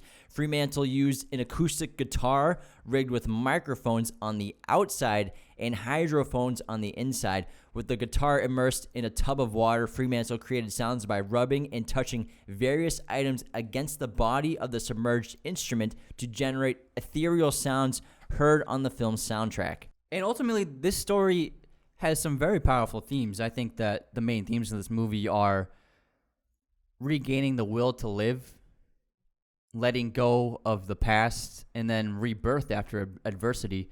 So Ryan Stone is a character whose daughter died a couple years before the events of this film, and she's still struggling to deal with the tragedy of this death. And she's kind of lost in many ways the will to live, and it's presented in a metaphorical way where she's kind of been floating through life since the death of her daughter, in the same way where she's floating through space in this film, just in this empty void without emotion. By overcoming this adversity, she eventually gains the will to survive and the will to move on and carry on with her life. Yeah, very similar to Mark Watney. She has to illustrate a clarity of mind, training, improvisation, and also she's also getting like help from George Clooney's character, who eventually, dies, but she hallucinates him, has visions of him in her oxygen-deprived states, and so he kind of provides motivation for her to keep going as well. Yeah, there's that great scene where she's in the third ship and she sees no way out, and she thinks it's impossible to continue on. So then she lowers the O2 so that she can just kill herself with the carbon dioxide, and then she has the hallucination of Kowalski who comes into the ship, and he pretty much gives her the idea that life is still worth living, and that she can't quit, and that she has to keep trying, and that she's gone through a great tragedy, but that doesn't mean she has to die, and that she can keep fighting. Yeah, and again, this film is beautiful. It's beautifully shot, and a lot of it takes place in these vast, elaborate exteriors, but a lot of it is happening on the inside, on the interior of Ryan Stone, and her emotionality and her psyche, and especially when Kowalski sacrifices himself to save her, because they're both gripped together with that one rope, and but he gets pushed away from her, and she's tied down by a wire that's about to break, and if he doesn't let go, they're both going to go drift off into space and die. So he sacrifices himself and drifts off into space, and obviously immediately when he lets go, she bounces back to the space station and catches something with ease. Yeah. But it's a really intense scene, and just to see the sacrifice that Kowalski gives for her to let her survive. Yeah, it's a great moment. And Cuarón uses so much symbolism in this movie. You don't catch it on the first time around, some of it, but upon repeated viewings, you can really see the intentional symbolism that he puts into his movie. And some of my favorite moments are, there's a scene where she gets into that new ship, and she makes radio contact with someone on Earth, and it ends up being like an Inuit Eskimo who has a wolf, and she's connected to his radio system, and she can hear, or a dog, and she can hear the dog howling, and then she starts howling in her ship, and she starts like barking and howling as if she's howling at the moon. And if you look beside her, the window to the ship is a circle, and then there's frost laid around the window, and it looks like it's a moon right beside her. So she's howling at the window, which looks like her howling at the moon like a wolf. My favorite shot of imagery is the shot of Ryan inside the ship, zero gravity. She's curled up like a baby inside of a womb, and you even have the cords with the umbilical cords. And it can be a reference to Star Child in 2001: A Space Odyssey, or for me, it's kind of like a inevitable metaphor for the evolution of mankind, and maybe symbolizes the future of humans being born in space. That's interesting. I view it as she's getting ready to be reborn. She's going to move on from her tragic past in a new way. And so now she's going through this rebirth stage where she's in the womb now, and then the light from Earth is bouncing on her, and it's like she's being given this new life to carry on. You know what I mean? Yeah. That's how I view it. Yeah, I get that. And then there are several shots of religious icons in this movie, because throughout the various space stations, there's a shot of Jesus, and then there's a couple shots of Buddha in another ship. And at first, it doesn't seem very significant, but on repeat viewings, you begin to learn that everything Cuarón and Emmanuel Lubezki does is very intentional, like most filmmakers. Everything they show you is there for a reason. And so I think that why they show you these religious icons is because ultimately technology isn't essentially the only thing that saves Ryan. In order to survive, Ryan needs human spirit, and she needs hope, and she needs faith in herself in order to achieve this mission this impossible goal. And so even if technology fails us, you still have hope and faith to get you through. And so I think that's why we see those religious icons. And then the final symbol, which was why it connects to her in the fetal position in 0G with the umbilical cords behind her, is that's her in the womb. And then when Ryan crash lands on Earth and she finally exits her little spaceship, she's underwater inside of the spaceship. So it's like she's in the womb inside of liquid. And then she breaks out of the spaceship and she swims through the water. And she swims to the surface. And then this whole scene alludes to the evolution of mankind from an amphibian species within water into walking primates. Whereas so she starts out swimming in the water, and she reaches shore, and then she starts crawling on the shore, and then she eventually slowly stands up, but then she has this kind of weird stance as if it's like just like the very first mammals that could walk on 2 feet. And then she straightens up and begins to develop the posture of the present day human.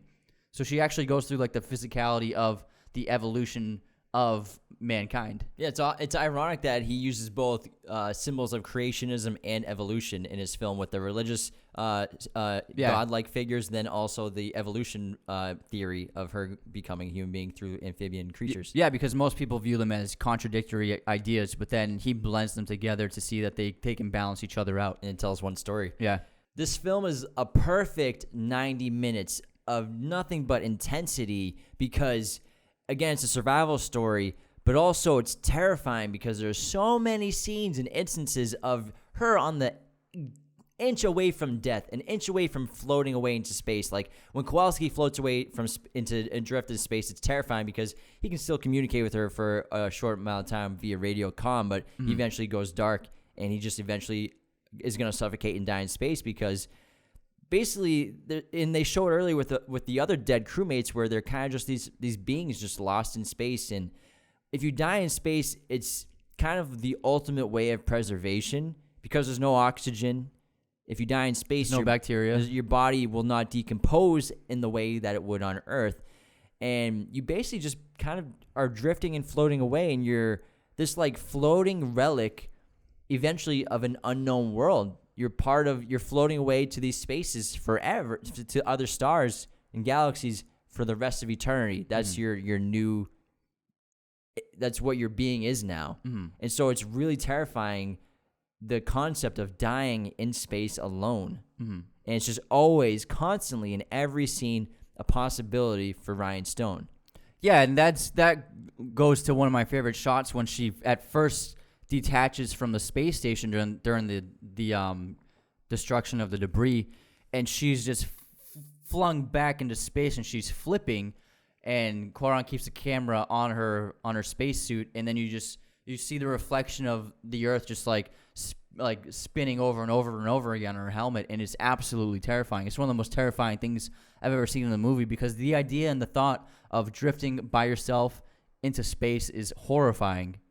And of course, there are some like massive inaccuracies scientifically in this film because the idea that you can kind of just like hop space station to space station is a little absurd because these things are so far apart. Like, I mean, Earth is impossibly massive. Like, you can't even grasp how big it is. But then you factor in that you're in orbit, which you're even further up. So there are even greater distances. Yeah. But, I mean, it's a movie again. And then obviously that really exciting scene, which is basically the final climax of her getting to that Chinese station.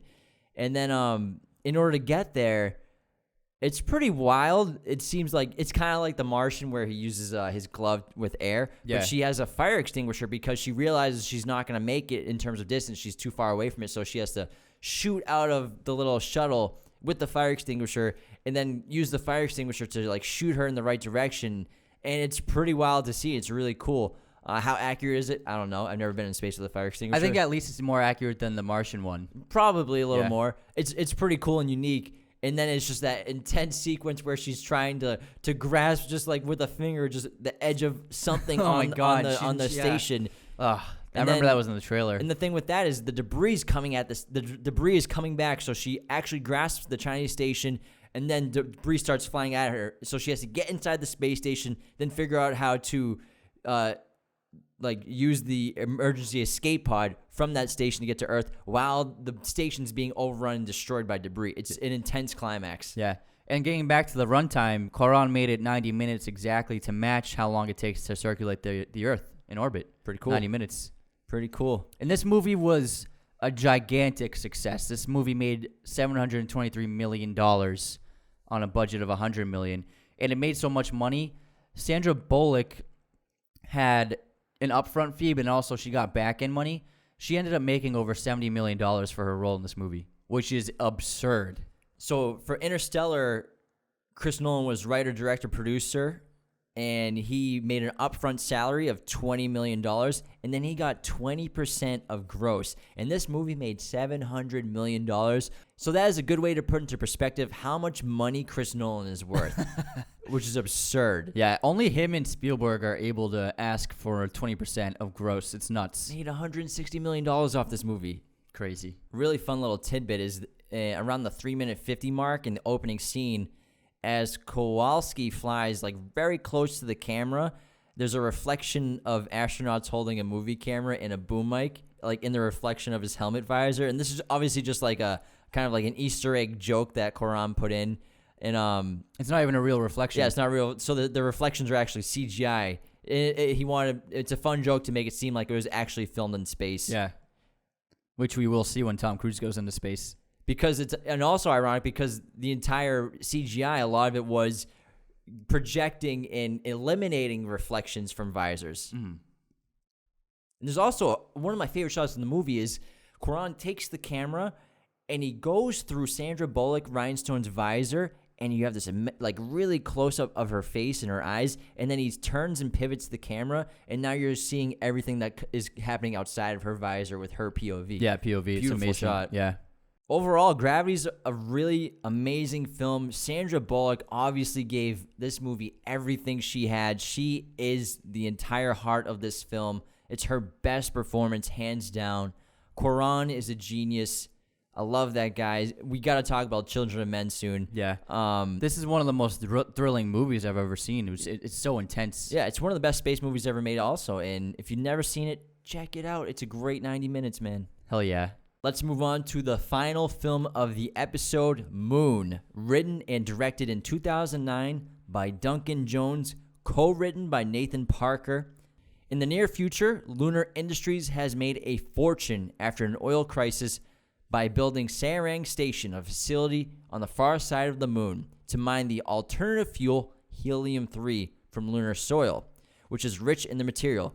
The facility is highly automated, requiring only a single human to maintain operations. Astronaut Sam Bell is the human who maintains the facility, but discovers that things aren't as they seem as mystery revolves around his life. Duncan Jones is a really great young filmmaker. He also made Source Code with Jake Gyllenhaal, which I think is an extremely underrated sci-fi film. Oh, I love Source Code. Very, very good movie. And he also did the World of Warcraft film adaptation. And he, a lot of people don't know this, but he's actually David Bowie's son. And his real name is actually Zoe Bowie, but he changed it to Duncan Jones to obviously get out of the light of his father. Light of his father, obviously. Shadow. Yeah. That's a big shadow, David Bowie. And it's even interesting because Sam's first line in this movie is "Where are we now?" which is the title of a David Bowie song. But he's a very, very talented director, and very few filmmakers are able to do as much as he did with this movie with such little money. Because if you watch this movie, I mean, if you guessed it thinking the first time around how much the budget was for this movie, you'd say like, oh, maybe like $50 or $60 million. But the budget for this movie is $5 million. Yeah. And he made it look like it was 10 times that much. He was able to pull that off because this is 2009, and he was filming and in pre-production during the writer's strike in Hollywood, where a lot of productions weren't being made. A lot of movies weren't being made at the time. So he was able to get like the best special effects people, the best miniature people, the best props people to work on his film very low cost. So it was actually like a blessing in disguise for Duncan Jones. Yeah, and the way he saved so much money was through the use of miniatures And also, the plot revolves around one person in pretty much one setting. Yes, there's scenes with him in his rover, but for the most part, he's in the station. So they only had to build one set. And then otherwise, all the other sets, all the exteriors are miniatures that they built with models and stuff. So obviously, he saved so much money by setting his film, by keeping the scope of his movie very small. Yeah, and Sam Rockwell, this was kind of like his coming out party of him being an immensely talented actor. Like, this, in my opinion, was a huge Oscar snub, man. When I saw this movie, Yeah. I had seen him in stuff, but I'm like, my God, he blew me away in this movie.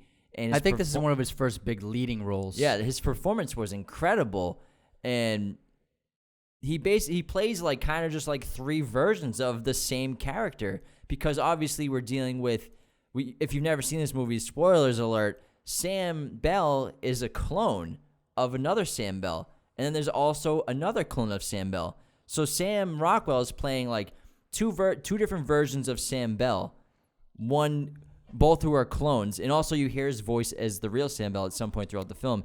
And Sam Rockwell's performance is amazing because it's even more on his shoulders than compared to like Matt Damon in The Martian, because at least in The Martian, we're cutting back and forth to Earth and a bunch of other characters. It's just Sam Rockwell and Kevin Spacey's voice. Yeah.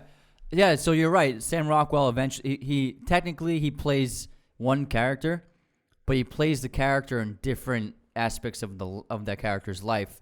And so there's the newly born clone of Sam, and then there's the clone of Sam that's been living on the station for 3 years. So they're the same person, but the older Sam has gone through 3 years of different life experiences.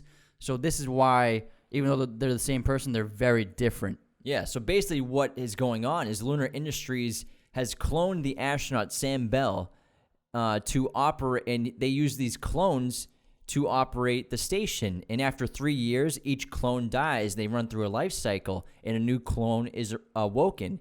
And throughout the beginning of the film, Sam Rockwell, even though he's like excited to get back home, he's ready to go and be with his family and his wife and his daughter, he's becoming more and more sick and emaciated. His body's breaking down, and he doesn't know what's wrong.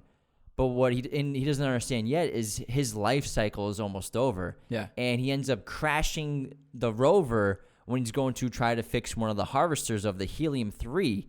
And then what the movie does and what Duncan Jones does so well is he crashes the rover, and then Sam wakes up in the medical bay. But Sam looks very healthy, and he's like clean cut, and he seems to be like a lot more in better health than he was before. But yeah, actually, so you're like, what happened? Yeah, but actually what we learned is this is another clone that's been reawoken, but that's been woken up by Gertie. And then this new Sam finds the older Sam who crashed. Yeah, so he convinces Gertie to let him out on a mission to go repair the harvester, but really he goes and finds Sam 1. This is what we'll call him. We'll call him Sam 1 and Sam 2. Sam 2 is the new Sam. So he finds Sam 1 in the crashed rover and brings him back. And then that Sam wakes up in the medical bay, and we have this great interaction where Sam 2 is like wearing sunglasses. He's looking at Sam 1 waking up. It's very bright in the room, and I'm sure Sam 1 is very disoriented. But it's pretty interesting because neither of the Sams kind of does what you would think when you see a clone of yourself. Is like they don't like freak out. They're not losing their minds. They're kind of just, they're more curious than anything, and they're kind of like have this inquisitive attitude.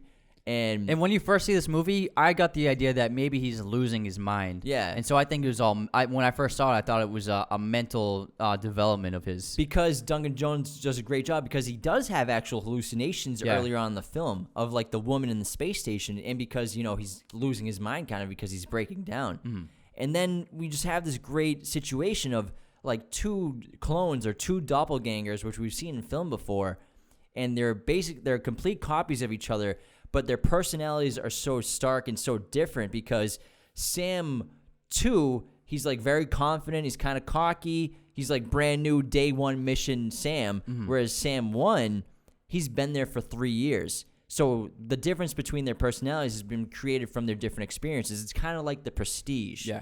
And the way Duncan Jones filmed having both Sams in the frame is actually very simple. There's no special effects to it, really. It's just you have either a static camera that doesn't move, or you have a camera that does identical movements for each take. And so you're able to film different takes of the actor in the frame for the take, and then you just literally erase one half of the frame, and then the other half you have the different version of Sam. So it's a really simple camera technique that he utilizes to great effect. And when you see it, you're like, how did they do that? And it's actually a very simple technique. Yeah, it's something that Fincher does too, with cutting off the frame and putting something else in. Yeah. Different takes and everything. So he just does it with the same actor. And I just love, obviously, because we're kind of like clones, sort of. So I love like the idea of like doppelgangers or clones in like literature or movies. And it kind of like makes me think of like, what's the motivation of a clone? And it's basically to continue the life and existence of the original person, because they think that's who they are. Yeah. Every Sam thinks they're the real Sam.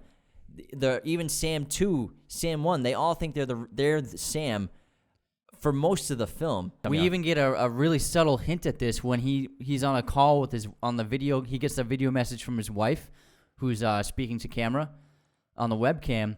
There's a moment where another person shows up in the frame, but their head is cut out, and it seems to be like a guy wearing a suit, and we're not really sure who it is. But in reality, that's the real Sam on Earth, and they made these recordings to send to the clones of Sam. So each time a new Sam clone is born, he receives the same video messages from his wife as the clone before him. So it's like this program they have laid out where he gets the same messages at the same amount of time from his wife back home, but they're actually recorded on Earth where the real Sam is actually living. And then Duncan Jones tells us after the film, he didn't put this in the film, but in reality what happened before the events of the film is that the real Sam Bell allowed for the company to clone him, and he was paid a ton of money, and now the real Sam Bell lives very comfortably on Earth while the clones of him are working for Lunar Industries on the moon. Yeah, and what Lunar Industries has done to keep all these Sams like lucid with not aware of the plan is they say that there's an antenna down on the moon, so they can't get live feeds, they can't make live phone calls. Yeah. But there's a scene where Sam catches Gertie, played by Kevin Spacey, the talking robot, talking what seems to be like a live phone call with Lunar Industries. And later on in the film, Sam 1, while he's almost dead and dying, calls his home. Because they get access to that live feed. They break the antenna. Yeah, so the antenna was blocking the live feed. Yeah, so they break the antenna that was blocking the live feed. He calls home, and you get to hear the real Sam's voice on Earth, which is super interesting. And I want to go back to talking about clones real quick, where again, they're not Sam. They're clones and they're copies. They're genetic code copies. And so to them, for me, Sam, the real Sam on Earth, might seem like a godlike figure to them. Because as we're told in a lot of different religions, God makes humans in his image or in her image. So these clones have been made in Sam's image. So Sam is basically a god to the other Sam clones. Wow, it's pretty intense to think about. And then Sam eventually discovers that there's a whole treasure trove of clones underneath the base that are just waiting to be woken up. It has a very similar plot. Oblivion with Tom Cruise is a similar plot where clones of Tom Cruise have been made to oversee different parts of Earth. And then Kevin Spacey adds a lot of a great personality and sense of humor to Gertie, and I think he was perfectly cast because in real life he lacks empathy and real emotions. He's good at faking it. Yeah. But he was asked to do the voiceover by Duncan Jones before he started filming, and then Kevin Spacey said, make the movie first and send it to me. If I like it, I'll do it. And he ended up loving it. So that's why he's in the film. And I don't think he even got paid that much. Yeah. I like Gertie a lot. It's kind of similar to Hal in 2001, except a lot more nice and funny. But why does Gertie help Sam later on in the two Sams? And does Gertie become self-aware? Has he developed some sort of AI conscious mind? Is he sick of watching Sam after Sam die and be repurposed and rebooted, basically? I think you can kind of think that, but I don't think that Gertie has achieved some sort of conscious, and which is why he's helping Sam later on in the film. I think that it could be that, but also you could argue that Gertie's helping him do things because the previous Sams have never asked him to do these things before. So maybe Gertie does whatever he's asked to do, but he's just never been asked to do these certain things. Exactly. Gertie's programmed to assist Sam until his life cycle ends. Yeah. And Sam 1's life cycle isn't over yet. So, yeah, my exact theory, or what I think is, no Sam has asked these questions of Gertie. No Sam has asked Gertie to do these functions, and he's probably not programmed to avoid these situations. Yeah. So that's, in my opinion, why Gertie ends up playing like an integral role in helping the two Sams set up their decoy to let one of them escape. Yeah, so it's something that Lunar Industries never foresaw happening. Yeah, so basically is the two Sams realize that Lunar Industries has been unethically creating these clones of the original Sam Bell, and they do this to avoid cost of training and transporting new astronauts every 3 years, as well as obviously jamming the live functions of the antenna to contact Earth. Sounds like something Amazon might end up doing. Yeah, and what they do with the dying Sams is they trick these Sams who are like very sick and ill into thinking that they're going to be sent back home to Earth, and they put them inside this pod. But what really happens is they incinerate these Sams, which is horrible. It's not implied, but you can kind of determine that the reason why the clones die after 3 years is that there's a likelihood that Lunar Industries is exposing them to intense radiation, which is why they have the physical deterioration, so that a person can only survive at the most 3 years with this kind of intense radiation. So I think that's why the clones die. That's possible, yeah. And so what happens is the two Sams convince Gertie to wake up another clone because Lunar Industries is kind of on to what's going on. They have sent a sort of fake rescue mission to come help Sam out, but really they're coming to exterminate Sam to get the clone situation back and running again. But so they convince Gertie to wake up another clone.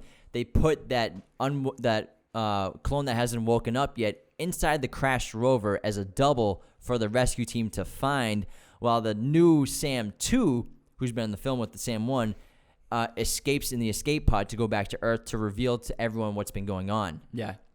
And this film addresses, kind of like Blade Runner 2049 or Blade Runner, about what it means to be human, which we see a lot in sci-fi films, a lot of space films. And are these clones human? They seem to be human. They seem to be new beings because, again, yes, they're copies, but they have new experiences. Yeah, I think they're definitely human, but they've just been created to be expendable by the company. Really fun fact is that in the opening of the movie, Sam is wearing a T-shirt that says, "Wake me up when it's quitting time." So it's like, wake up a new clone of me when it's time for me to quit. This film also, there's very cool scientific and like realistic elements of a possible future about like moon bases and everything, yeah. but also addresses like real concerns of corporations and capitalistic power and mega corporations and the expendability of people. They use people. All they care about is profit and money and market. And what's crazy when you think about it, because Amazon it wasn't even close to the power that it has now. And now they're a corporation that's going to make a moon base. Oh, I guarantee you Amazon will be the first corporation or entity to colonize a planet. Yeah. I'm calling it. I'm calling it right now. I bet. I bet you they beat NASA and SpaceX. Mm. Blue Origin, yeah. They got a lot of cheddar. Yeah. In this movie, it takes place in space, but it's very much a film about emotions, especially with just one person. How do humans cope with isolation, loss? Again, comparing the brand spanking new Sam to the old withering away Sam. Identity, humanity, yeah. It's a terrific sci-fi movie, and it's a great space movie. And there have been a lot of space movies made in the last 20 years, but I think that this one, for the fact that it was how it was made with how small of a budget it was made with, that he achieved something really special with it, and I think it's something to be proud of for sure for it's him. An incredible directorial debut. It's one of the best you'll ever see, for sure. All right, that wraps up our modern space exploration episode with The Martian, Interstellar, Gravity, and Moon. Be sure to subscribe to the YouTube channel if you're new. Follow us on Spotify, Apple Podcasts, Google Podcasts, wherever you listen to podcasts. Follow us on Instagram and TikTok at Raiders of Lost Podcast. Become a patron on Patreon and support the show monthly. Also, don't forget to go to manscaped.com. Use coupon code Raiders of the Lost to get 20% off and free shipping on your order. Thanks for tuning in, everyone. Have a great day.